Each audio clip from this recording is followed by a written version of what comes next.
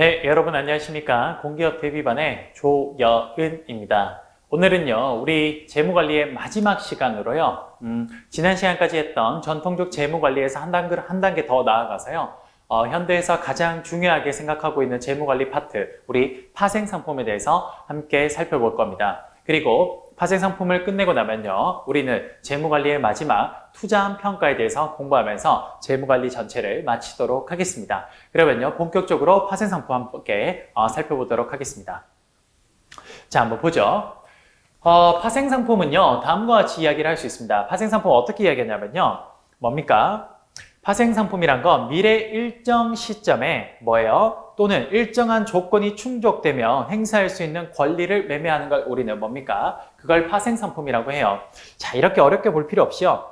이렇게 한번 봅시다.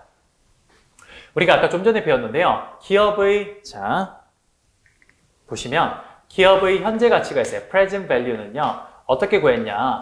우리 summation 다 더해줘. 어떻게 다 더해요? 기업의 미래 수익이 있습니다. 기업의 미래 수익이 있으면요. 이거를 1 플러스 R 할인율로 나누어 주면 되겠죠. 기업의 미래 수익을 1 플러스 R로 나누어줘서 그것들이 현재 가치로 가져와서 그것들을 전체를 다 더하면 그게 바로 기업의 가치라고 말씀드렸습니다. 그러면 기업이 미래 수익 구하는 거 이건 배웠는데요.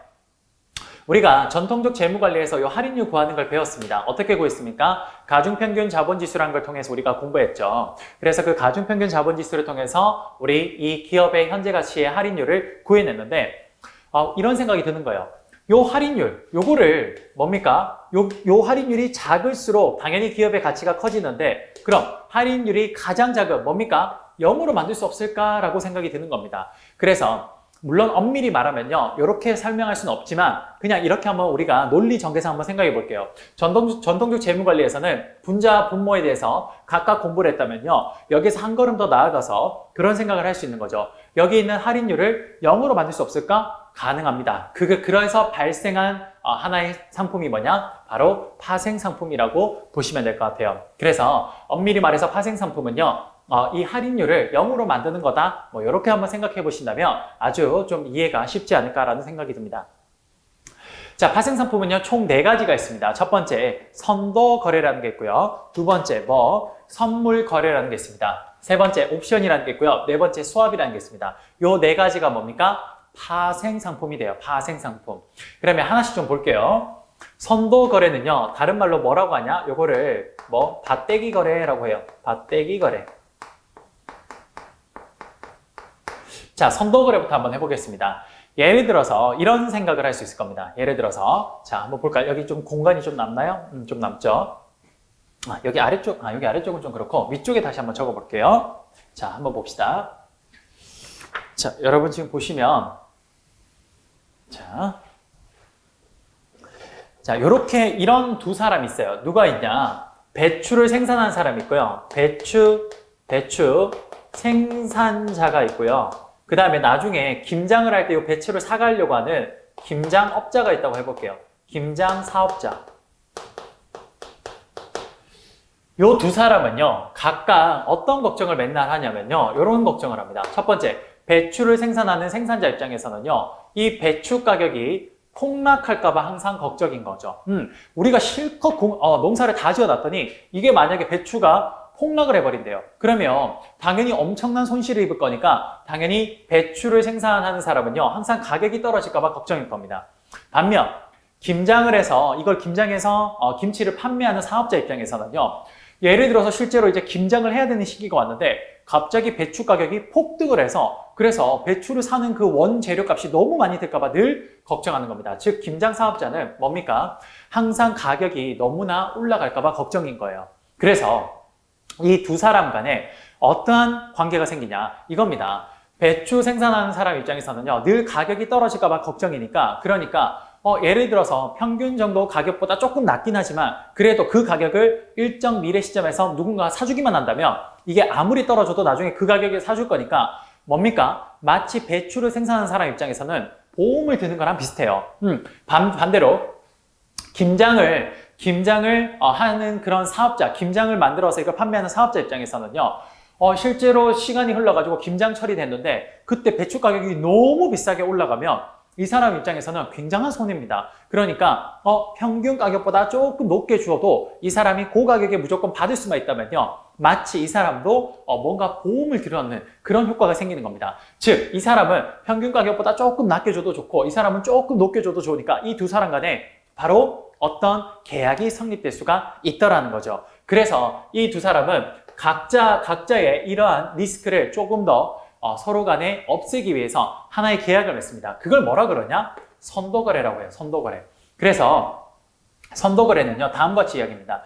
가격 변동 위험을 해칭하기 위해서 체결하는 계약을 의미하는 겁니다. 배추 가격이 떨어지거나 배추 가격이 너무 오를까봐 이거를 서로 간의 리스크를 없애기 위해서 적정한 가격선을 정해서 서로 간에 딱 가격을 정해버리며 서로 간에 이러한 가격에 대한 위험거리가 사라져버리는 거죠. 즉, 아까 전에 말했던 그 할인율을 0으로 만들어버릴 수 있는 겁니다.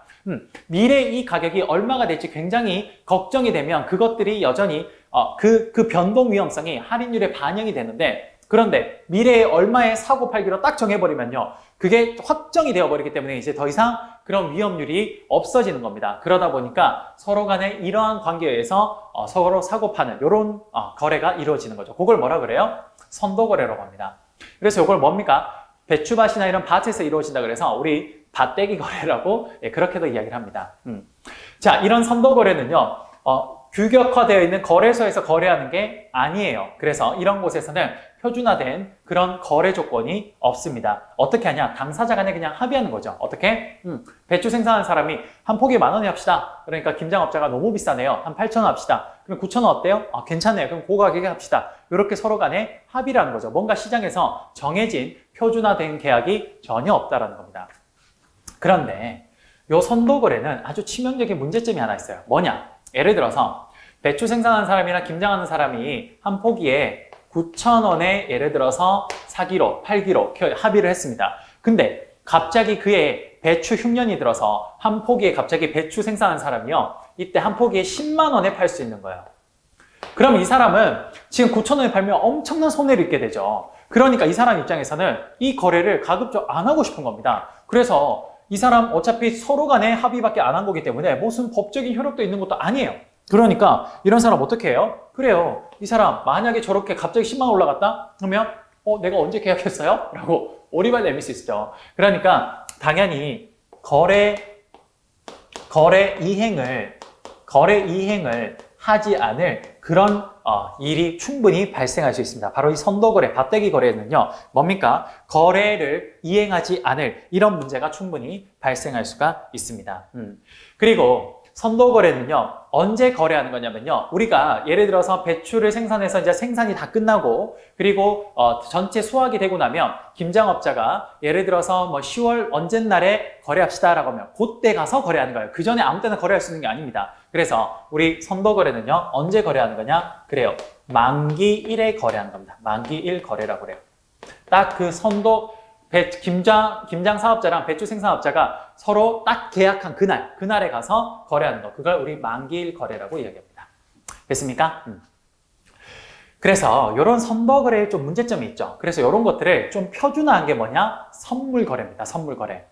선물거래도 그래서 선도거래에서 약간 표준화한 거기 때문에 기본적으로 가격 변동 위험을 해칭하기 위해서 체결하는 계약 이런 건 똑같아요. 그런데 선물거래는 어떻게 하냐? 이제 거래소에서 거래하지 않는 게 아니라 거래소 안에서 거래하게 됩니다. 당연히 거래소라는 표준화된 어떤 시장이 있으니까 뭡니까? 거래 조건이 딱 표준화되어 있어요. 그게 바로 선물 거래라고 보시면 됩니다. 기본적으로 선도 거래랑 뭡니까? 그 개념은 똑같은데요. 단지 이게 어때요? 거래소 안에서 거래가 되면 선물 거래, 거래소 밖에서 거래가 되면 우리 밭대기 거래, 선도 거래라고 이야기를 하는 거죠. 그래서 이런 선물 거래는요. 이렇게 선도거래에서 거래를 이행하지 않는 확률을 요걸 사전에 제거하기 위해서 어떻게 하냐? 그래요.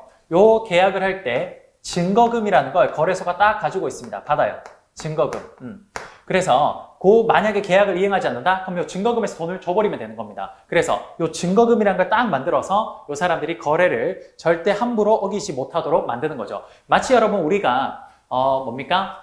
우리가 원룸 같은 거 들어갈 때 세입자가 뭐 해요? 그렇죠. 그 보증금 같은 거 넣어놓고 그다음 월세를 맨날 주죠. 그 보증금을 주인한테 주는 이유가 뭐예요? 그래 만약에 주인 입장에서 월세 내시는 세입자가 만약에 월세를 계속 안 냈어요. 그리고 야밤에 도주해버렸습니다. 그럼 이 사람 완전 돈 다 떼이는 거잖아요. 그러니까 보증금이라는 걸 받고 있으면요. 이 사람이 세금, 월세를 안 내더라도 거기 보증금에서 이렇게 뺄 수가 있으니까 훨씬 더 그 사람 입장에서 안전하게 되는 거죠. 마치 그런 것들 증거금이라고 보시면 될 것 같네요. 이해되십니까?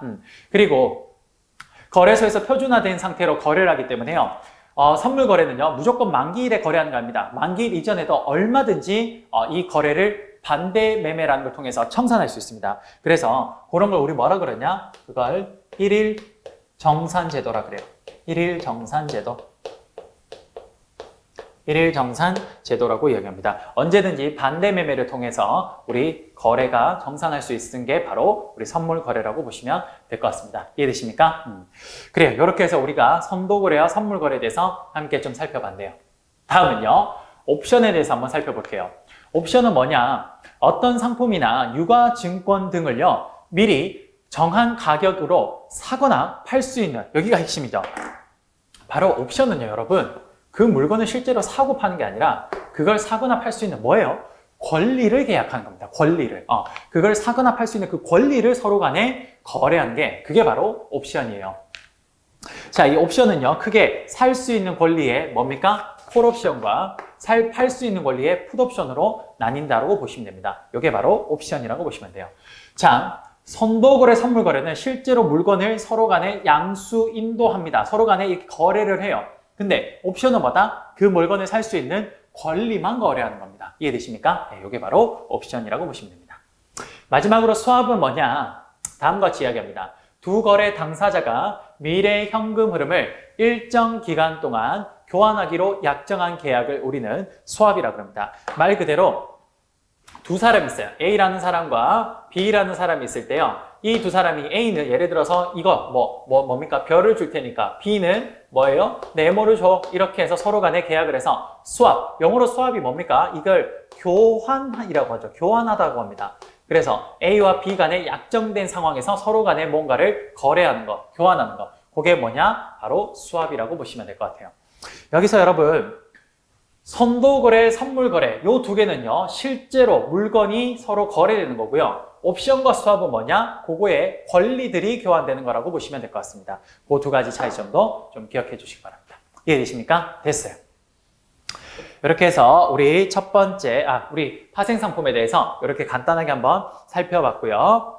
마지막으로 이제 우리 재무관리의 마지막 투자한 평가에 대해서 함께 살펴보도록 하겠습니다. 투자한 평가.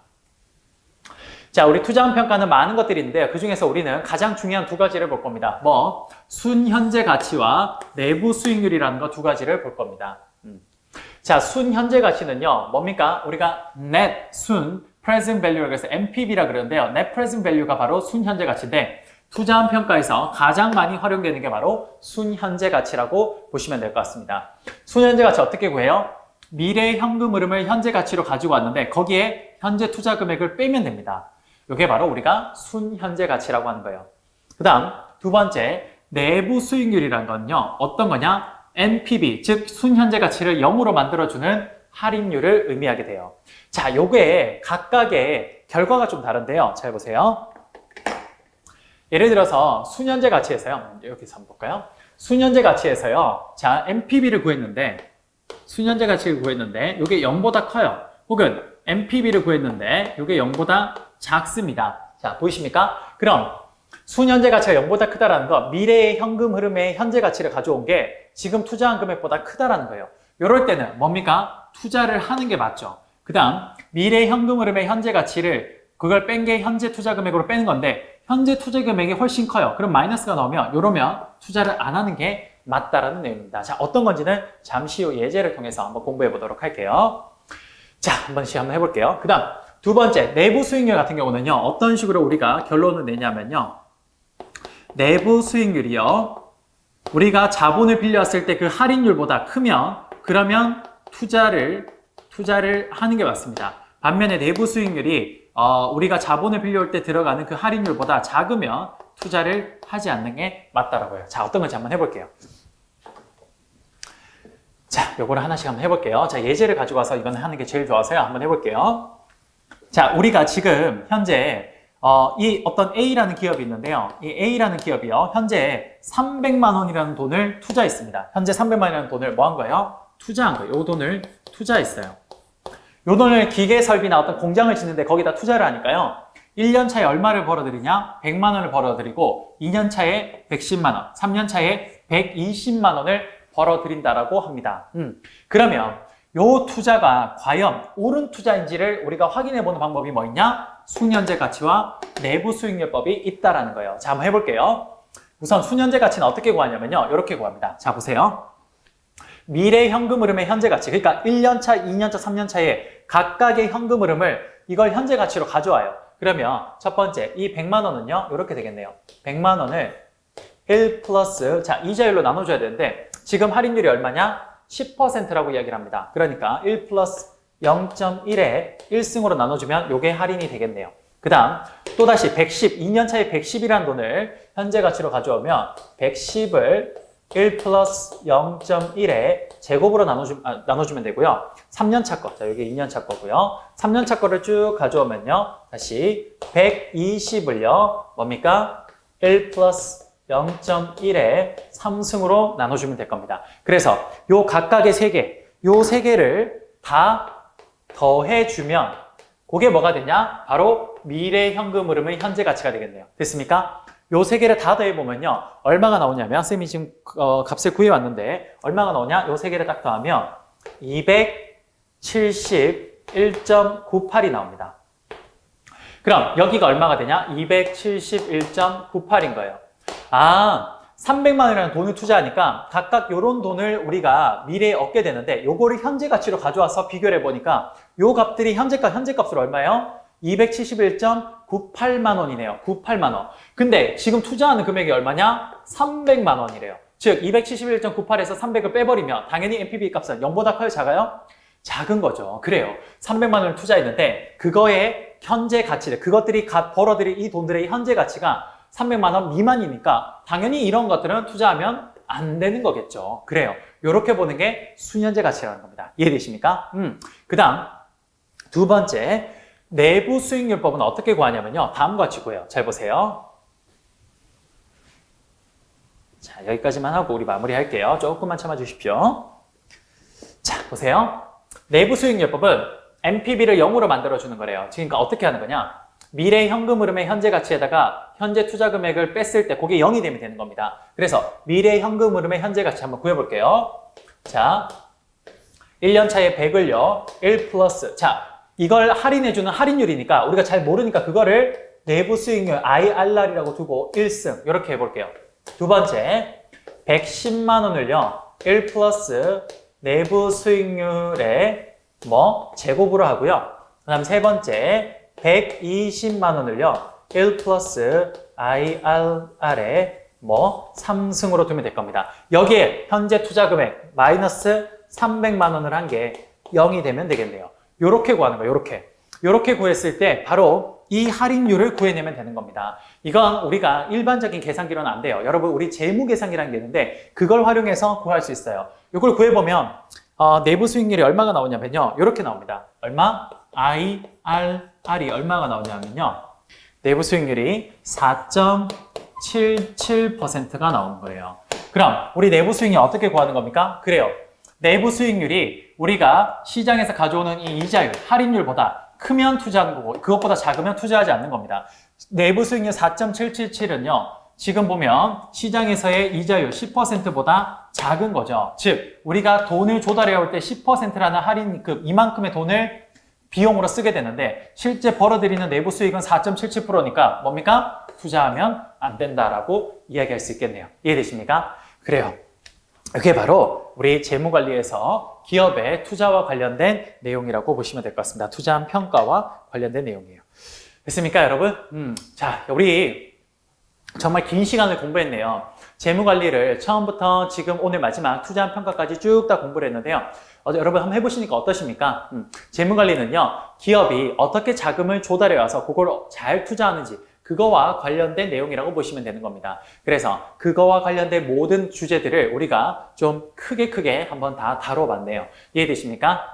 이 정도로 여러분 재무관리에 대해서 개념을 좀 잡고요. 다음번에 여러분들께서 좀 기회가 되신다면 조금 더 심화반에서 함께 좀 더 자세한 내용을 공부해 볼까 합니다.